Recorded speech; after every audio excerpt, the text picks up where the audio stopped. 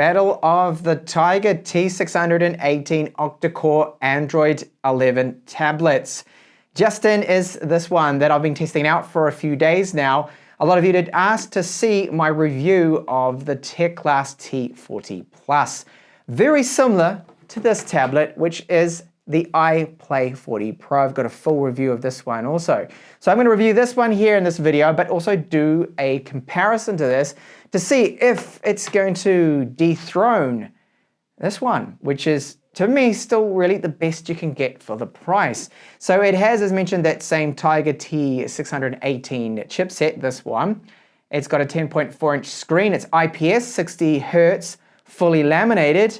It's brighter than the iPlay 40 Pro, and it's got 8 GB of RAM, 128 GB of storage, micro SD card support, dual SIM support, 4G, and a 3.5mm headphone jack, which this is sorely missing, and a metal build to it, which some may actually prefer. Included with our tablet, we have a user manual, the charger, which is only 12.5 watts. It does take over 3 hours to charge the 6,600 mAh battery, Type-C to Type-A cable, a SIM tray and micro SD card tool, and then this, which is just a little card there to join their fan club and their social media links. So when you pull it out of the box, you'll find that it's got this plastic on it. That's just to protect it in transit. I will get that off right now. And then if you flip it over, there is another screen protector on this. So there's the first layer that we do need to remove. This T40 Plus, I've measured the thickness. It is 9.5 millimeters, and the weight of it, 453 grams, which is not bad. Now look at these bezels here. They are nothing like their press images. The press images that they use lately, Teclas, well, for the last couple of years, I always like this. They are so misleading. It makes it look like the bezels are not a fingernail width here, but a lot slimmer than what it really is. I mean, these bezels are not too bad. They're not the huge chunky bezels we used to have a few years ago, which you could land a 747 on. So right up here, we've got a 5 megapixel front-facing camera. There is this dual tone gray that I do like the look of. So this part here, the back of it, is made out of a brushed alloy with this gray matte finish to it, the paint job. This part at the top, that's plastic. Now, why have they gone with plastic? Well, it makes sense. It's for the wireless antennas and also the 4G in this. So this does support LTE band 40 for those in Europe. Sorry, LTE band 20. And here we have an 8 megapixel camera, which does have a pretty bad quality. Here's just a couple of samples just to show you what I mean by bad. Your mobile phone's going to take a much better photo than this. Down the bottom, we'd have these two downwards firing loudspeakers, and there is right here a reset little button hole there, which hopefully we will never actually need. I don't even know why they have included that. And then up the top, another two. So it's 4 loudspeakers in total. We've got power button on the side here, and then these are the volume. Now these volume buttons are made out of plastic. This top part here is plastic. I can see a little bit of a seam right there. So it's not super high in quality, but it's not actually too bad. This here is a microphone. So just the single mic on this, but you can also place voice calls. And there is a headphone jack, which I'll show you now. On the left here, Type-C port, USB 2 speeds only with this. It does not support video out. There is no HDMI out on this, which would have been really good. Plastic power button, and then this is the SIM tray tool. So removing this now, you can see it will take 2 nano SIMs, or you can give up one of those nano SIMs for a micro SD card. Now I do have a 128 gigabyte one that I've tested. It seems to be working fine with it. It's a little difficult to insert. And as mentioned before, it does support LTE band 20 for those in Europe, which is great. And then on the right, a 3.5mm headphone jack. So if you need that, which I love to have on a tablet especially, then this is the only one with these T618 Unisoc chips that has it. So you can see when I do this, put it up next to now, which is the iPlay 40 Pro. This one, as you'll see, does not have a 3.5mm headphone jack, so that's really the main reason why you would go for this particular model. The plastic build of the iPlay 40, I do actually prefer the edges of it. They're rounded off. It's a very solid feeling tablet, this one, because it does have an internal aluminium frame. Now, the T40 Plus here with the 10.4-inch screen is very, very similar to this one, of course, and that is that iPlay 40 Pro. Really about the same size, so this is the plastic on the back of it. It's not a bad material to it, but yeah, having the metal here does make the T40 Plus just feel a little more premium. The bezels on both of these tablets are very similar, but it looks like it could be a fraction slimmer, although it's probably because of the rounded edges on the iPlay 40 that gives us that illusion that it is when it really isn't. So they've all got this curvature right in the corner. You either love that or you don't. I wouldn't mind if it was just squared off, but I guess it gives it a more modern look. So we do have a really nice panel in this one. I'm not doing it justice. It's vibrant. The contrast is actually very good for an IPS panel. And I'll just go into Display Test. It's an app that I like to use to look at this. So resolution 2000 by 1200. And it's 10.4 inches. It's a 60 hertz IPS panel, so we don't have 90 hertz or 120 filtering down into these cheaper tablets yet. So I really like the colors. Now, maximum brightness is coming out to be an impressive when measuring whites, 680 nits. That makes it one of the brightest Chinese tablets from these kind of brands that I review. Brighter than the Aldo Cube iPlay 40 Pro, which is 580, still very good, and brighter than the Chewy HiPad Pro. It's a really good screen. However, there's one area of complaint from me, and that is that when I go and turn the brightness down to the lowest possible point, I find this to be still too bright. This still registers about 30 nits of brightness, and it should really be about 5. So if you use it in the dark on an aircraft on a long-haul flight, you might find that a little bit more tiring on your eyes. Now, of course, you've got night mode there, dark mode, sorry. You can change that over blue light filter. And I will just go into some of the options and settings we have with this display, of course, which is important, especially to me. And here you see that we've got our colors, contrast, white balance. You can change and tweak all of this, which is really good to see. So overall, I think everyone out there is going to be pleased with this display. For an IPS, for this price point, it's actually a really good one. Now, I wanted to talk a little bit about the ROM now. How does it perform? So we have stock Android 11, 8 gigabytes of RAM, 256 gigabytes of storage versus 128 with the Teclast, and the same chipset, which is that Tiger T618. So in theory, they should perform equal, right, with the ROM. Now, I've noticed this. You can probably see it coming through. Watch as I do this really at the same time. I can pick up on this, and hopefully it's coming through on camera. I'm only recording at 30 frames per second.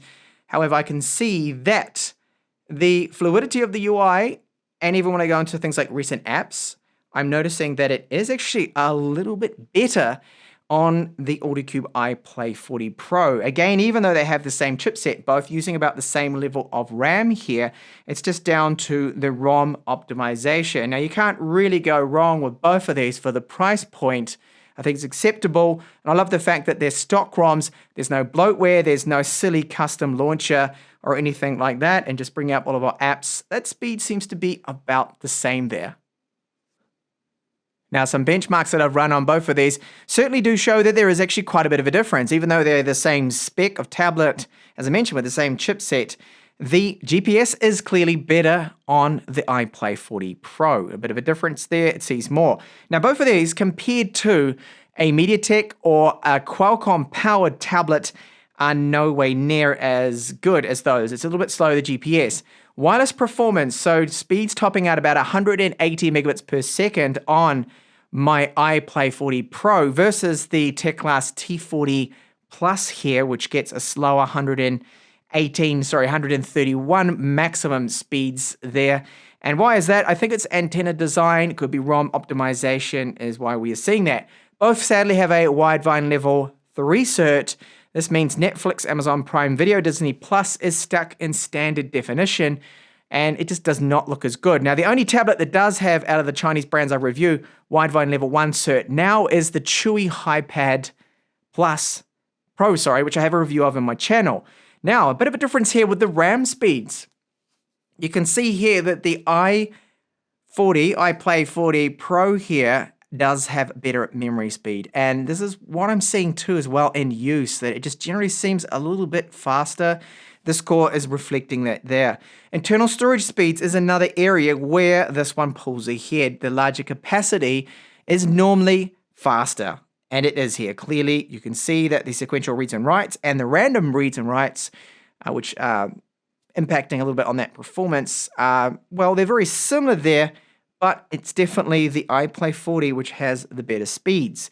Now, battery life on these are pretty much the same. I don't sadly have the result for PC Mark here, which is a looped fixed benchmark, because this one here kept crashing on me. It crashed about 7 hours into it. I ran it again. It went for a long period, up to about 8 hours, and it crashed with just a blue screen in PC Mark. So it just would not finish the test for me, which is disappointing, but really about the same. So expect around 10 hours of light media consumption, media content on both of these tablets to get a very, very similar score there with battery runtime. On both of them is good, getting 10 hours. Onto the audio and, well, yeah, YouTube performance. So when you're in YouTube and you're scrolling here, you can see both of them feel about the same, perhaps a margin fraction better on the iPlay 40 that I'm seeing with this. So I wanted to point out the audio performance on these is similar because we've got the 4 speakers on the iPlay 40 Pro versus the 4 on the Teclas. Now, the Teclas has the 3.5mm headphone jack. Quality is okay over it. I don't find it to be too bad. For handling calls with a SIM card, of course, when they're in there, you can use the phone dialer, you can answer the calls. On both of these, you end up answering it and it will go on to loudspeaker, all right? And the quality from both of them, I would rate as, yeah, it's not good, okay? Because both of these do not have active noise cancelling, so the microphones aren't amazing either. So really, I would not place a lot of voice calls on these, but they can do it, okay? So you can use WhatsApp on this. You can also send text messages, place those calls, and using a headset on this one is actually a little bit better, of course, because you cut down on a lot of that echo and problems coming through having the loudspeaker on when you place those calls. So enough of the audio quality. I'll give you a sample now. I'm going to play a track here in YouTube, and both of them at 100% volume. We'll find out which one sounds the best.